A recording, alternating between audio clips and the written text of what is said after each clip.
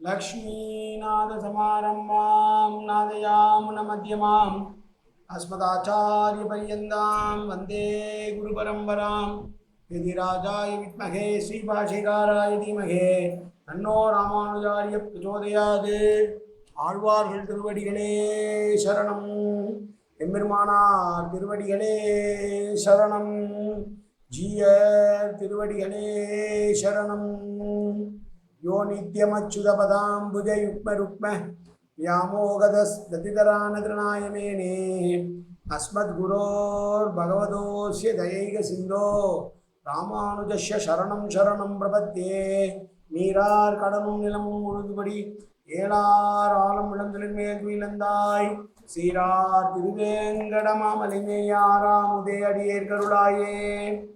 எல்லாம் வல்ல ஏழுமலையான் பெருங்கருணையால் 4000 திவ்ய பிரபந்த பாசுர பதிவேற்றங்கள் வரிசை இன்றைக்கு 2051வது நாள் பாசுர பதிவேற்றம். திருமங்கையாழ்வார் அவருடைய பெரிய திருமொழியிலே 11ஆம் பத்திலே வரக்கூடிய 5ஆம் திருமொழியினுடைய 6வது பாசுரம் 1050வது பெரிய திருமொழி பாசுரம். 2 தோழிகள் ஒருத்தி கண்ணனுடைய மேன்மையை சொல்ல, மற்றொருத்தி கண்ணனுடைய எளிமையான தன்மையை சொல்லுமாறு இருக்கக்கூடிய பாசுரங்கள் இந்த பாசுரங்கள். அதிலே இப்போது நாம் பார்க்க இருக்கிறது 1050வது பாசுரம். முதலிலே தனியன் கலையாமி கலித்வம்சம் கண்லோக திவாகரம் ரிஷிகோபி பிரகாசாபி ஆவித்யம் நிகதம் தம வாழி பரகாலம் வாழி கலிகன்றி வாழி குறைகளூர் வாழ்வியந்தன் வாழியரோ மாயோனை வாழ்வழியால் மந்திரங்குள் மங்கையர்கோன் தூயோன் சுரமான வேல் நெஞ்சுக்கு இருள் கடி தீபமடங்கா நெடும்பிறவி நெஞ்சுக்கு நல்ல அமுதம் தமிழ் நன்னூல் துறைகள் அஞ்சுக்கு இலக்கிய மாரண சாரம் பரசமய பஞ்சு கணலின் பொறி பரகாலன் பண்புகளே எங்கள் கதியே ராமானுசமுனியே சங்கை கடுத்தாண்ட தவராசா பொங்கு புகழ் மங்கையர்கோன் இந்த மறை 1000 அனைத்தும் தங்கும் மனம் நீ எனக்கு தா மாலை தனிவழியே பறிக்க வேணும் என்று போலி பதிவிருந்த கொற்றவனே வேலை அணைந்தவளும் கையால் அடியேன் வினையை துணித்தொட வேணும் துணிந்து. 1050வது பெரிய திருமொழி பாசுரம். கன்ற பறை கரங்க கண்டவர்தம் கண்களிப்ப மன்றில் மரக்கால் கூத்தாடினான் காணேடி மன்றில் மரக்கால் கூத்தாடினான் ஆகிலும் என்றும் அரியன் இமையோர்க்கும் சாழலே ஏ தோழி என்று சொல்லிட்டு சொல்கிறார். விரோதிகளுடைய நெஞ்சம் கலங்குமாறு பறையை ஒலிக்க செய்து கொண்டு அதே நேரத்திலே அவனுக்கு வேண்டியவர்களான பாகவதர்களும் யாதவர்களும் பார்ப்பதற்கு கண்களால் காணக்கூடிய ஒரு அற்புதமான ஒரு நாட்டியத்தை நார் சந்திகளிலே மரத்தை காலிலே கட்டி ஆடுகிற ஒரு கூத்தை ஆடுகிறான் அல்லவா உன்னுடைய கண்ணன் தானே அது என்று சொல்கிறார்.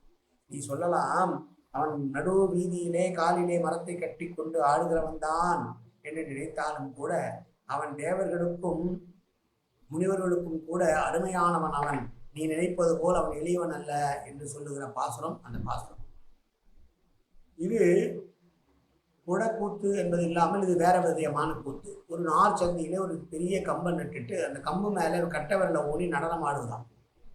அந்த மாதிரி கூத்தெல்லாம் இப்போ எப்படின்னா, இப்போ காலிலேயே மரத்தை கட்டி கொண்டு மரக்கால் கொண்டு உயரமாக நின்று ஆடுகிறார்கள் அல்லவா, அதே மாதிரி ஆடு. அப்படி ஆடுகிறவன் தானே உன்னுடைய கண்ணன் என்று ஒருத்தி சொல்லுகிறான்.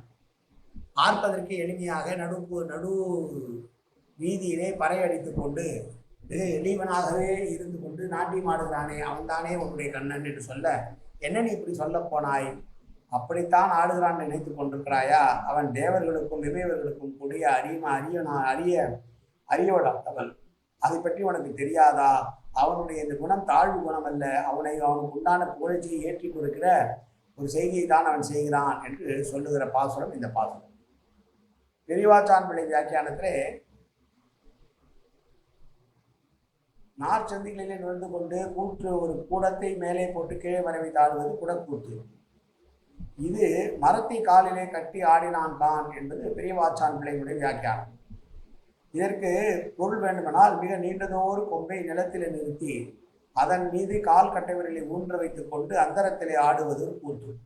மரக்கால் கூத்து எனப்படுகிறது. இது தகுதிக்கு ஏற்பார்போல் இப்படி மரக்கால் கூத்தடுவனை இப்படி தகுதி இல்லாமல் ரோடிலே நடு வீதியிலே கூத்தாடுகிறானே உன்னவன் என்று ஒரு அவனையா நீ பரமபுருஷன் என்று போற்றுவது என்று ஒருத்தி கேட்க, இமையோர்க்கும் அறிவனான அவன் பெருமான் என்று தெரிந்திருந்த போதும் அப்படிப்பட்டவனுக்கு தாழ்வு குணம் கிடையாது. இது அவனுடைய எளிமையை விளக்குகிற குணம். இது கூட உனக்கு தெரியவில்லையா என்று சொன்னால் கேள்வி கேட்டவன் பதில் சொல்வதான பாசுரம் இந்த பாசுரம்.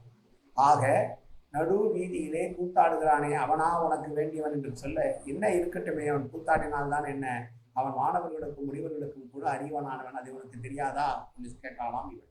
மீண்டும் ஒரு முறை பாசுரத்தை பார்க்கலாம். கன்ற பறை கரங்க கண்டவர்தம் கண்களிப்ப மன்றில் மரக்கால் கூத்தாடினான் காணேடி.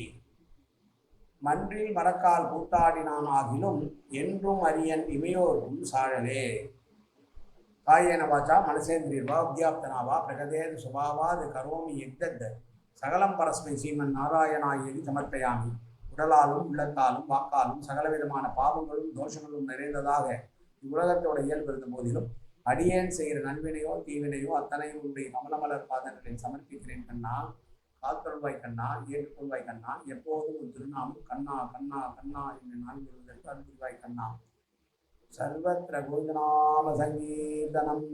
கோவிந்தா கோவிந்தா கோவிந்தா கோவிந்தா கோவிந்தா கோவிந்தா கோவிந்தா கோவிந்தா கோவிந்தா.